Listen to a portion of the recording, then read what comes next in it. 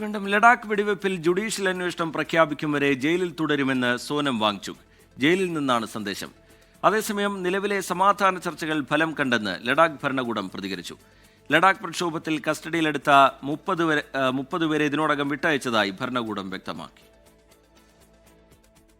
ലഡാക്ക് പ്രക്ഷോഭത്തിന് പിന്നാലെ ജോധ്പൂർ ജയിലിൽ കഴിയുന്ന പരിസ്ഥിതി പ്രവർത്തകൻ സോനം വാങ്ചുക്കിന്റെ സന്ദേശം ലീഗൽ ടീമാണ് പുറത്തുവിട്ടത്. ശാരീരികമായും മാനസികമായും താൻ സുഖമായിരിക്കുന്നു. വെടിവെപ്പിൽ കൊല്ലപ്പെട്ടവർക്ക് അനുശോചനം. ജുഡീഷ്യൽ അന്വേഷണം ആരംഭിക്കും വരെയും ജയിലിൽ തുടരും. 6ാം ഷെഡ്യൂളിനും സംസ്ഥാന പദവിക്കും വേണ്ടിയുള്ള ആവശ്യത്തിൽ ഉറച്ചു നിൽക്കുന്നു.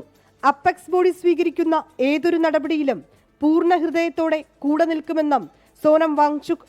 യഥാർത്ഥ ഗാന്ധിയൻ അഹിംസയുടെ വഴിയിൽ സമാധാനപരമായി പോരാട്ടം തുടരാൻ ആഹ്വാനം. സോനം വാങ്ചുക്കിന്റെ അറസ്റ്റിൽ ഭാര്യ ഗീതാഞ്ജലി യാങ്മോ നൽകിയ ഹേബിയസ് കോർപ്പസ് സുപ്രീം കോടതി നാളെ പരിഗണിക്കും. ജസ്റ്റിസ് അരവിന്ദ് കുമാർ, NV അഞ്ജരിയ എന്നിവരടങ്ങിയ ബെഞ്ചാണ് ഹർജി പരിഗണിക്കുക. ലഡാക്കിൽ നടന്ന പ്രക്ഷോഭത്തിൽ 70 പേരെയാണ് കസ്റ്റഡിയിലെടുത്തത്. ഇതിൽ 30 പേരെ ഇതിനോടകം വിട്ടയച്ചതായി ലഡാക്ക് ഭരണകൂടം വ്യക്തമാക്കി.